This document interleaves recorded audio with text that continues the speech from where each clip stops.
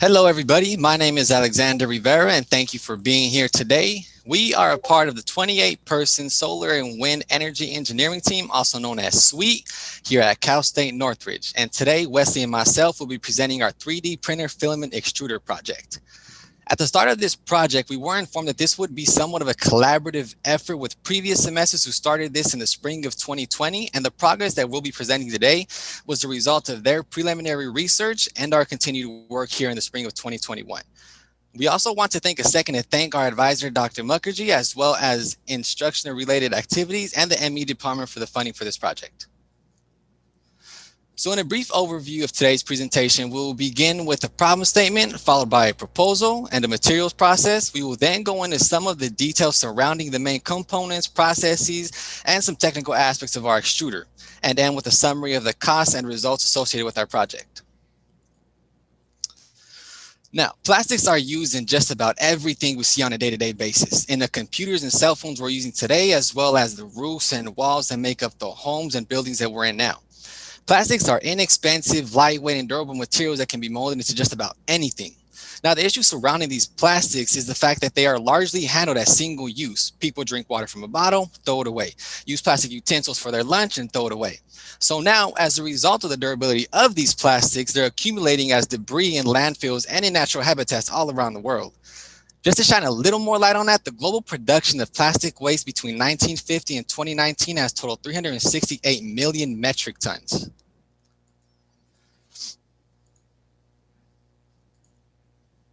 Recycling is one of the most important actions currently available to reduce the impact of these plastics on our environment and is one of the most dynamic areas in the plastic industry today. As the chart here shows, the amount of plastic accumulated in landfills far outweighs the amount of plastics recycled. And this is where our 3D printer filament extruder comes into play.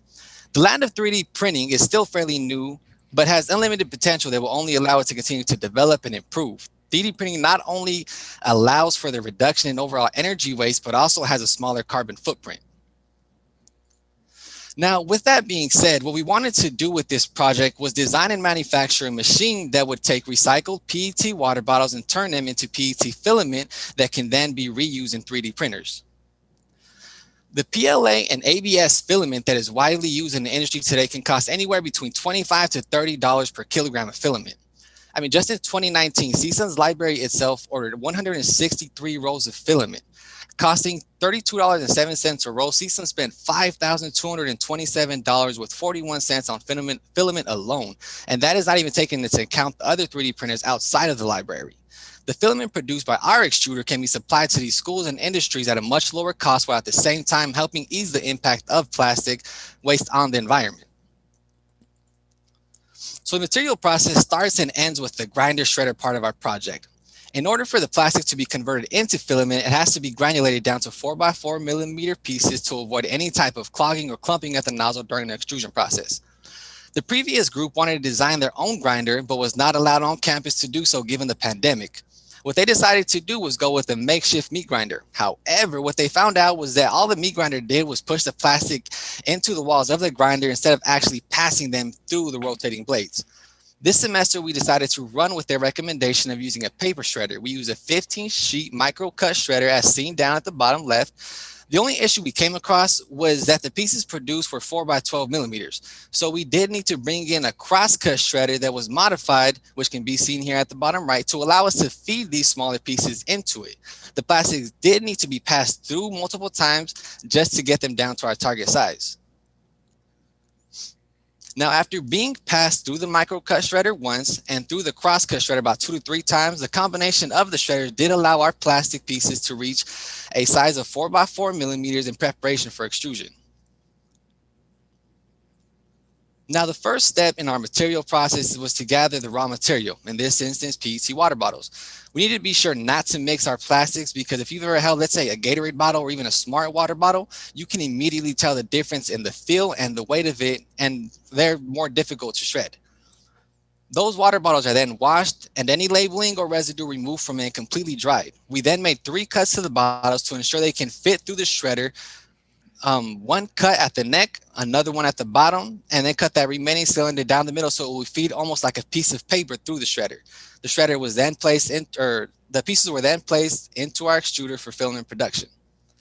Now I will go ahead and hand the reins over to Wes, and he'll tell you a little bit more about our extruder and its components. Hello, I'm Wesley Kozier, and I'll be continuing on with the extruder portion. This is the overview of our system. We have our 24-volt power supply that takes the 110 voltage in and gets our voltage for our speed controller. And that is our Arduino's here connected to the speed controller, which is connected to our DC motor, which is 1 horsepower motor. And then we have that shaft connected to a gearbox. That's a 10-to-1 gear ratio, which is connected to this screw. And that has a speed controller on it, an IR sensor on an encoder that gives us our RPM output. And then on the heat band side, we have our PID controller down here that's connected to the heat band relays, these solid state relays, which are control the 220 volts from our power supply here to the heat bands. And we have thermocouples connected to those that measure our temperature so that we can sustain a set point temperature. And then finally, we have a funnel on top to allow to easily let our plastic pieces get into the extruder. This was designed by a student and laser cut by Sheet Metal Works Inc.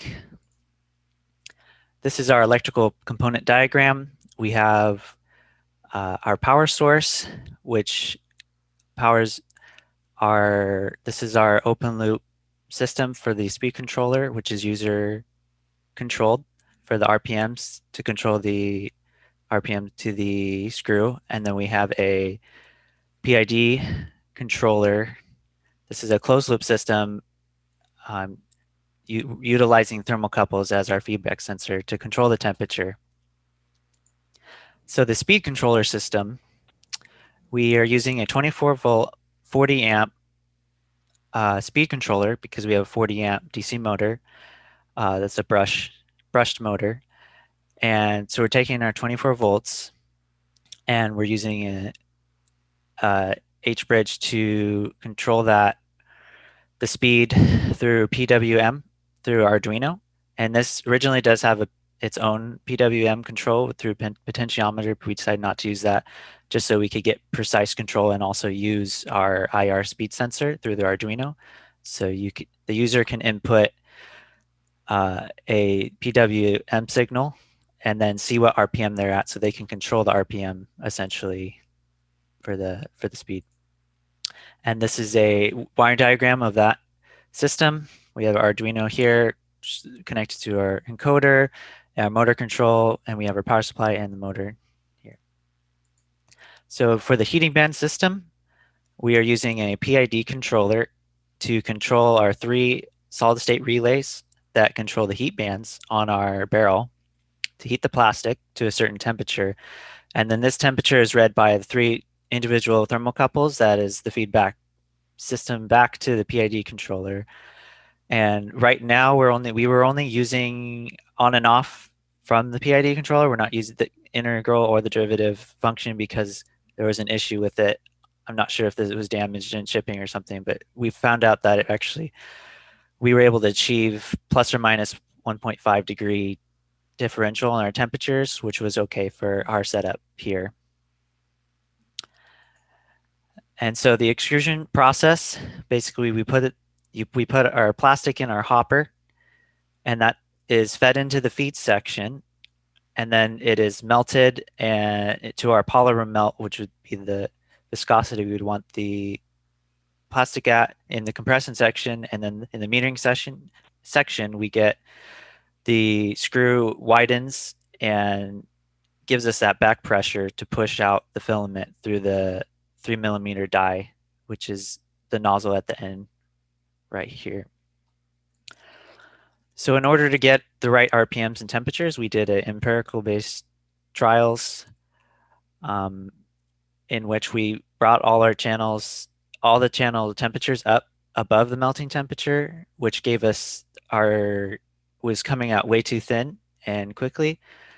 And then we brought them down until we were able to get a good sufficient consistency and then also adjusted the RPM based off of need for pressure to press for the flow.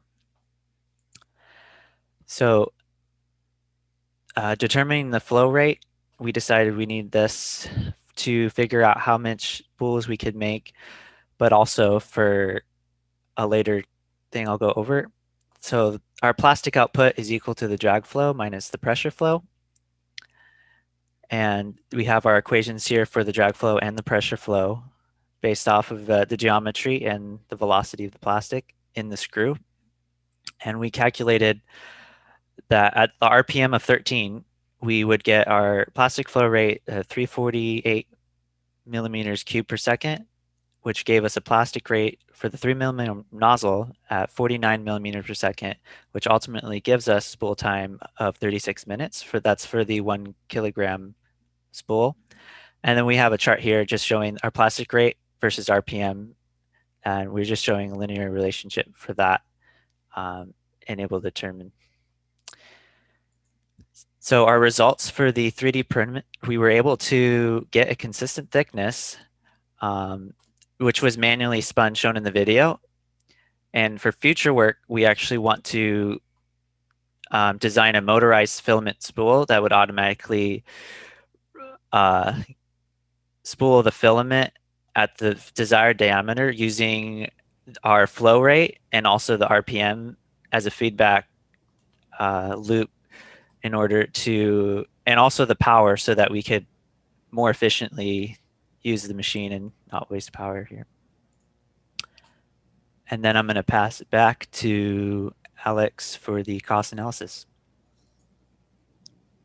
Now, given the unforeseen circumstances of this pandemic, the previous team was not really able to procure many of the items ordered for this specific project, let alone physically be on campus. Our team procured the items you see on this list here and have been able to go back on campus 4 students at a time to physically be there working on our project.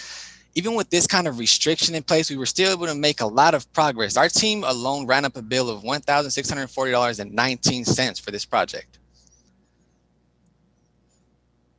We quickly realized the biggest obstacle this semester was going to be, for one, accessibility to the lab, but also trying to bridge the gap in communication from one group of students that went in one class session to the next group.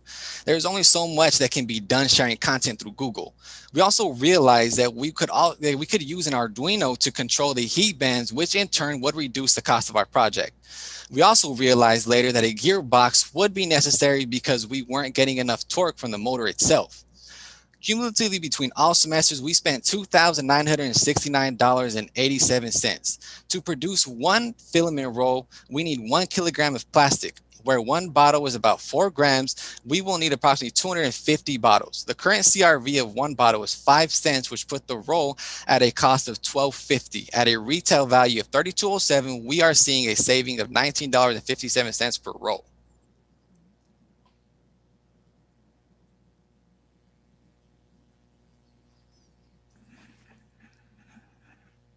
All right, thank you. So we're taking questions from the participants. This is Terry here. Was there any testing of the filament material in a 3D printer? We weren't able to actually use the produced filament in an actual 3D printer. That is something that we wanted to do in our next steps, but no, that is not something that we have done yet. Do you know if the material characteristics are likely to work?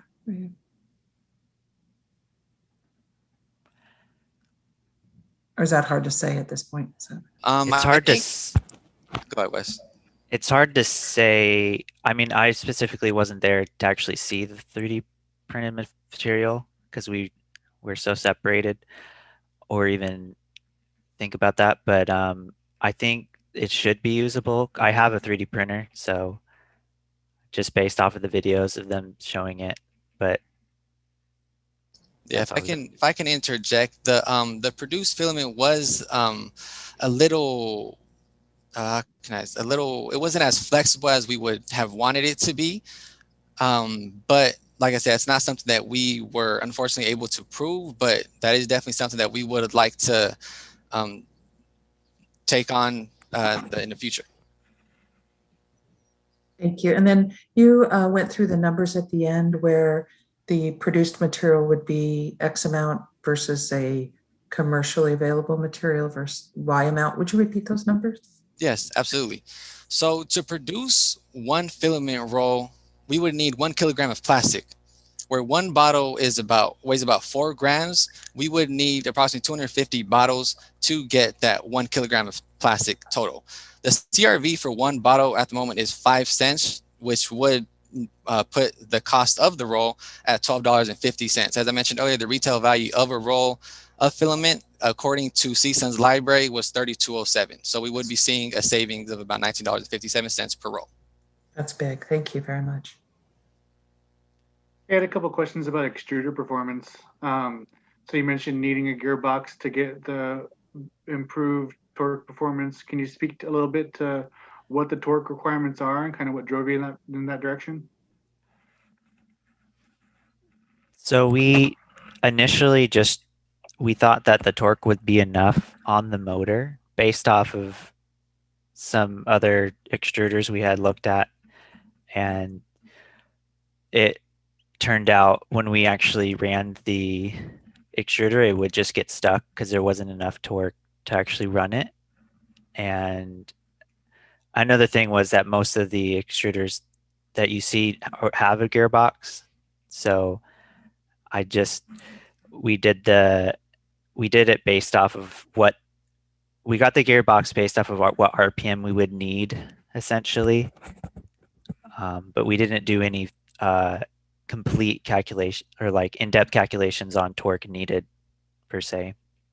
Yeah, what you're almost doing a dynamometer test with the system, right? That's effectively what you're doing is dynoing. So it's something to just pay attention to and like consider your torque speed curves and think about it like how a motor is performing, because that's effectively you're just a motor in a different direction.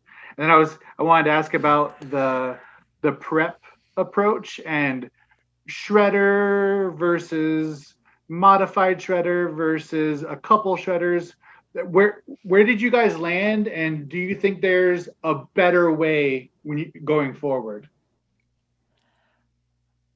Yeah, at the moment we did need to use 2 shredders in total to get the pieces down to our target size. We would have liked to find a more efficient way to do so, especially because we are feeding these shredders manually. But yeah, that wasn't something we were able to really get to the bottom of. But yeah, it's something that we do definitely want to explore and really advance this extruder project. Yeah, I think it would have been better to make our own design so that we could just get our output needed. Yes. Well, and you can almost imagine incorporating an off-the-shelf shredder in some kind of modified format or modified configuration or stages of shredders. Just if that's the right flavor of thing to get the right type of output, there's probably something there. Yes, definitely. That's a great suggestion. We need to unfortunately move forward with the next presentation.